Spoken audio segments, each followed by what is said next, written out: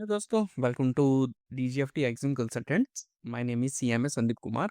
क्या आप जानते हैं कि आप अपने कैपिटल गुड्स मशीनरी हो गया और रॉ मटेरियल हो गया, इन दोनों को आप एक ही स्कीम में इंपोर्ट कर सकते हैं। ये कोई डीजीएफटी की स्कीम नहीं है, लेकिन एक स्कीम है जिसका नाम है मूवर स्कीम। उसके बारे में आज हम जानेंगे। आज हम इस वीडियो में क्या क्या बातों के बारे में डिस्कस करेंगे। पहला, मूवर स्कीम क्या होता है, इसके बेनिफिट्स क्या हैं, कौन अप्लाई कर सकता है, रजिस्ट्रेशन का प्रोसेस क्या है, कंप्लाइंस क्या होते हैं, क्या ये आपके बिजनेस के लिए सूटेबल है या नहीं। मूवर स्कीम होता क्या है, सबसे पहले हम ये डिस्कस करेंगे।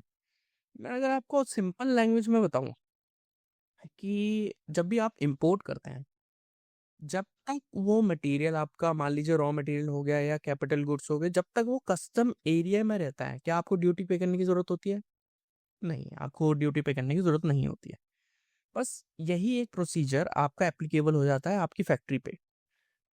क्या होता है कि अगर आप मूवर स्कीम के लिए अप्लाई करते हैं, तो आपकी जो फैक्ट्री होती है उसको ही custom custom bonded warehouse बना दिया जाता है। जब आप उसमें अपना रॉ मटेरियल या मशीनरी पोर्ट से इंपोर्ट करते हैं, लेके आते हैं, तो उसको एक कस्टम का ही एरिया माना जाता है, जिसकी वजह से उस पे कोई भी ड्यूटी एप्लीकेबल नहीं होती अनटिल अनलेस आपके उस एरिया से, आपकी फैक्ट्री से आपका कैपिटल गुड्स या रॉ मटेरियल को रिमूव किया जाए। यही होती है मूवर स्कीम। मूवर स्कीम आपको बेनिफिट देती है दो चीज़ों का। आप अपने रॉ मटेरियल और मशीनरी को इंपोर्ट कर सकते हैं बिना ड्यूटी पे करे, और उसका इस्तेमाल कर सकते हैं मैन्युफैक्चरिंग पर्पस के लिए। आप उससे मैन्युफैक्चरिंग कीजिए गुड, और अगर आप मैन्युफैक्चर गुड्स इंडिया से बाहर एक्सपोर्ट कर देते हैं, तो वहीं का वहीं आपका सेट ऑफ हो जाता है। मतलब आपने मान लीजिए रॉ मटेरियल इंपोर्ट किया 100 रुपीज़ का, अब उस पर ड्यूटी सेव हो रही है 10 रुपीज़ की। आपने उस 100 रुपीज़ में से 50 रुपीज़ का मटेरियल इस्तेमाल किया अपने फिनिश गुड बनाने में, और उससे आपने एक्सपोर्ट कर दिया आउट ऑफ इंडिया, तो आपकी 5 रुपए की ड्यूटी सेव हो जाएगी, क्योंकि आपने 50 रुपए का मटेरियल ही यूज़ किया है उसके अंदर। अब वो जो रेस्ट 50 रुपए का मटेरियल बचा हुआ है, उस 50 रुपए के मटेरियल का इस्तेमाल करके आपने इंडिया में सेल कर दी, तो अब आपको 5 रुपए वापसी करने पड़ेंगे गवर्नमेंट को। बट हाँ, सबसे इंटरेस्टिंग बात क्या है इस स्कीम में, आपको इसमें इंटरेस्ट देने की ज़रूरत नहीं होती है। जैसे आप मान लीजिए एडवांस लाइसेंस हो गया या फिर ईपीसीजी स्कीम हो गई।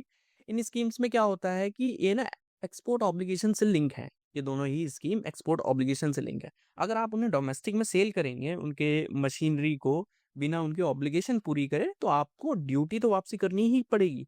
साथ के साथ आपको इंटरेस्ट भी वापसी करना पड़ेगा 15% पर एनम। तो मूवर स्कीम इस चीज में अच्छी है।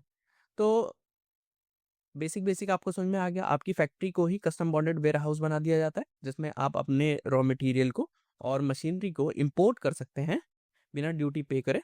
आप अपनी मशीनरी का इस्तेमाल करके गुड्स मैन्युफैक्चर कीजिए, चाहे इंडिया में सेल कीजिए चाहे आउट ऑफ इंडिया सेल कीजिए, कोई ड्यूटी नहीं पे करनी पड़ेगी। अगर आपने रॉ मटेरियल इंपोर्ट किया है इस स्कीम के अंदर, तो अगर आप उससे फिनिश गुड बना के एक्सपोर्ट कर देते हैं, तब तो आपकी पूरी एग्जाम्प्ट हो गई।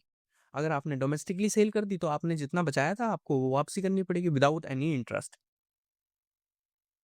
ये स्कीम काम कैसे करती है, जैसे कि मैंने आपको अभी बताया कि आपने मान लीजिए अपने मशीनरी है 5 करोड़ की या 3 करोड़ की, आप इंपोर्ट कर लीजिए। ठीक है, अगर आप एक्सपोर्ट कर देंगे तो आपको कोई भी ड्यूटी पे करने की जरूरत नहीं है। डोमेस्टिक सेल कर दी तो आपने जितनी ड्यूटी सेव करी थी आपको वो वापसी करनी पड़ेगी। अब इसमें फ़ायदा क्या होता है? इसमें फ़ायदा ये होता है कि बहुत लोग बोलेंगे अगर मेरे को वापसी ही करनी है मशीन, मान लीजिए मशीन आप मैंने इंपोर्ट करी 1 करोड़ रुपए की, और उस पे 30 लाख की मैंने ड्यूटी डेफर कर दी। एग्ज़ाम्प्ट नहीं होती है, याद रखिएगा।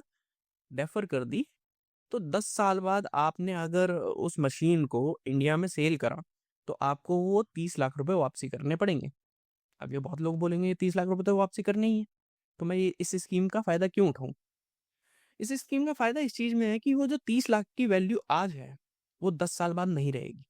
वर्क एक तो टाइम वैल्यू ऑफ मनी का फ़ायदा हो रहा है, दूसरा आपकी जो 30 लाख रुपए आपने बचाए हैं, उस 30 लाख रुपए का इस्तेमाल करके आप इतना अपने बिज़नेस में रीइन्वेस्ट कर सकते हैं, उससे और अर्निंग बढ़ा सकते हैं। तो वर्किंग कैपिटल काफ़ी इम्प्रूव हो जाती है इस स्कीम में आने से।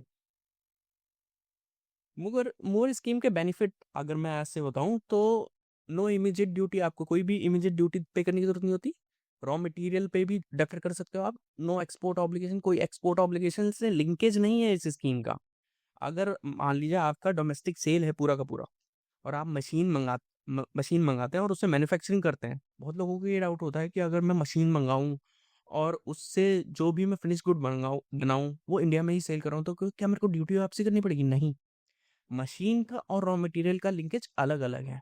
मशीन से आपने जो भी गुड्स मैन्युफैक्चर करें, चाहे आप उसे एक्सपोर्ट कीजिए, चाहे इंडिया में सेल कीजिए, उससे ड्यूटी मशीन की ड्यूटी पे कोई फ़र्क नहीं पड़ता।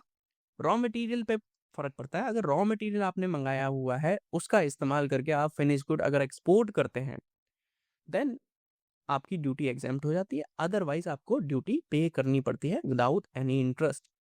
कोई भी पीरियड नहीं होता इसमें, जैसे कि एडवांस ऑथराइजेशन या ईपीसीजी में, इनमें क्या है, फिक्स पीरियड है कि इस फिक्स पीरियड के अंदर आपको एक्सपोर्ट करना पड़ेगा और इस फिक्स पीरियड के अंदर ही एक्सपोर्ट ऑब्लिगेशन पूरी करनी पड़ेगी। इसमें कोई फिक्स पीरियड नहीं है। आप अपनी मशीन जब तक चल रही है, आपकी मशीन 20 साल तक चल रही है, आप 20 साल तक रखो अपनी मशीन को।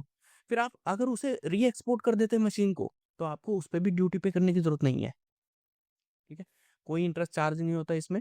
आपकी पुरानी फैक्ट्री है या नई फैक्ट्री है, दोनों का इस्तेमाल करके आप इस स्कीम का बेनिफिट ले सकते हैं। वर्किंग कैपिटल सेव होती है। तो आप इवैल्यूएट कीजिए कौन-सा बेनिफिट आपके लिए बेस्ट है। कौन मूवर ले सकता है? मूवर जो भी मैन्युफैक्चरिंग करता है, हर कोई ले सकता है। इसको सर्विस सेक्टर वाले नहीं ले सकते, बट मैन्युफैक्चरिंग वाले सारे ले सकते हैं। इलेक्ट्रिकल हो गया, इलेक्ट्रॉनिक्स हो गया, ऑटोमोबाइल हो गया, सोलर हो गया, केमिकल हो गया, प्लास्टिक हो गया, इंजीनियरिंग हो गया, टेक्सटाइल, एनी मैन्युफैक्चरिंग यूनिट। इसमें सारी मैन्युफैक्चरिंग यूनिट कवर करती है। एलिजिबिलिटी क्या होती है बेसिकली इसमें? एलिजिबिलिटी ये होती है कि इंडिया में आपकी मैन्युफैक्चरिंग यूनिट होनी चाहिए, कस्टम से वेयर हाउस लाइसेंस लेना होता है, और सेक्शन 65 की परमिशन लेनी होती है। देखो, बॉन्डेड वेयर हाउस की जो परमिशन लेनी होती है आपको सेक्शन 58 के अंदर लेनी होती है, और मूवर की जो परमिशन लेनी होती है वो आपको सेक्शन 65 के अंदर लेनी होती है। ये दोनों परमिशन एक साथ ही अप्लाई होती है, ऐसा नहीं कि आपको अलग-अलग अप्लाई करनी पड़ेगी। अगर आपने पहले ही 58 की परमिशन ली हुई है तो आपको सिर्फ़ 65 की अप्लाई करनी पड़ती है। बट अगर आपने कोई भी परमिशन नहीं ली हुई है तो आप दोनों परमिशन एक साथ अप्लाई कर सकते हैं। आपको इसमें प्रॉपर रिकॉर्ड मेंटेन करने पड़ते हैं, क्योंकि ऐसा होता नहीं है बट ऑडिट होती है इसमें। आपको प्रॉपर रिकॉर्ड मेंटेन करने पड़ते हैं। Inventory record, stock register, raw material consumption, finished goods records, import and production details, complete audit documentation होती है। अब मैं अगर कंपैरिजन करूं ईपीसीजी और मूवर का, तो किसके अंदर कैपिटल गुड्स का फायदा होता है? अब देखो, ये डिपेंड करता है। अगर आपका बिजनेस है पूरा का पूरा एक्सपोर्ट का, तो मेरे अकॉर्डिंग बेस्ट स्कीम है ईपीसीजी, क्योंकि आप एक्सपोर्ट करोगे, आपकी ऑब्लिगेशन पूरी हो जाएगी, और वो मशीन आप चाहे इंडिया में सेल करो, चाहे बाहर सेल करो, फिर आपको कोई भी ड्यूटी वापसी करने की ज़रूरत नहीं है। बट मूवर के अंदर चाहे आप एक्सपोर्ट करो, चाहे डोमेस्टिक सेल करो, आपको उस मशीन की ड्यूटी रिफंड करनी पड़ेगी जैसे ही आप उस मशीन को अपनी फैक्ट्री से बाहर निकालते हैं, इंडिया में सेल करने के लिए। दूसरा ये होता है कि ईपीसीजी में एक बेनिफिट ये भी होता है कि आप सर्विस सेक्टर को ईपीसीजी मिलता है, बट मूवर को नहीं मिलता। सर्विस सेक्टर को मूवर नहीं मिलता। और तीसरा ये बेनिफिट होता है कि अगर आप डोमेस्टिक परचेज करते हैं, इंडिया में किसी से आप डोमेस्टिक परचेज करते हैं ईपीसीजी के अंदर, तो उसमें आपके सप्लायर को डीम्ड एक्सपोर्ट का बेनिफिट मिलता है, जिससे वो अपना आईजीएसटी रिफंड के लिए अप्लाई कर सकता है, और इवन एडवांस ऑथराइजेशन के लिए अप्लाई कर सकता है उसके अगेंस्ट। तो उसको बेनिफिट मिल जाता है उस चीज़ का। बट मूवर के अंदर अभी ये बेनिफिट नहीं है। मे बी फ्यूचर में आए, बट अभी नहीं है ये बेनिफिट। तो ये डिपेंड करता है सिचुएशन में, आपको एनालाइज करना पड़ेगा, ये बिजनेस टू बिजनेस एनालाइज करना पड़ेगा कौन सा बेनिफिट आपके लिए बेस्ट है। एग्जाम्पल लेते हैं कि आपकी मशीन मान लीजिए 20 करोड़ की है, और उसमें ड्यूटी, जो कस्टम ड्यूटी है, 5 करोड़ की है। तो 5 करोड़ इमिजिएटली नहीं पे करने हैं आपको। आप उसका इस्तेमाल अपने वर्किंग कैपिटल में कीजिए। अगर मूवर में आप आ रहे हैं, मान लीजिए आपका एक्सपोर्ट ऑब्लिगेशन नहीं है, आप सोच रहे हो कि मैं कैसे इसको पूरा करूँगा, कैसे मेरे को बाद में ड्यूटी भरनी पड़ेगी, ये 5 करोड़ तो भरनी ही पड़ेंगे, बट आपको ये एनालाइज करना है कि ये 5 करोड़ की वैल्यू आज जो है, 10 साल बाद नहीं रहेगी वो वैल्यू, और उस 5 करोड़ का इस्तेमाल करके आप अपने बिजनेस की ग्रोथ को बढ़ा सकते हैं। हम कैसे हेल्प करते हैं? हम आपकी फिजिबिलिटी स्टडी करेंगे, कॉस्ट बेनिफिट एनालिसिस करेंगे कि मूवरा आपके लिए बेस्ट है या फिर ईपीसीजी या अदर स्कीम, इवन आईजीसीआर अवेलेबल। तो आपके लिए कौन सी स्कीम बेस्ट है वो पहले हम वो स्टडी करते हैं, फिर हम सजेस्ट करते हैं पार्टीज को कि कौन सी स्कीम उनके लिए बेस्ट रहेगी। वेयर हाउस लाइसेंस दिलवाते हैं, सेक्शन 65 की परमिशन दिलवाते हैं, कंप्लीट डॉक्यूमेंटेशन होती है, एंड टू एंड सपोर्ट होता है हमारी फर्म की तरफ से। इग्नोर मत कीजिए, इस स्कीम को एक बार एनालाइज कीजिए, क्या पता आपके लिए बेनिफिशियल हो। My name is CMA Sandeep, thank you for watching. Video को प्लीज़ लाइक कीजिए, सब्सक्राइब कीजिए और बेल आइकन पर प्रेस कीजिए। अगर आपको कुछ क्वेश्चन है तो you can comment, I will revert on that. Thank you for watching.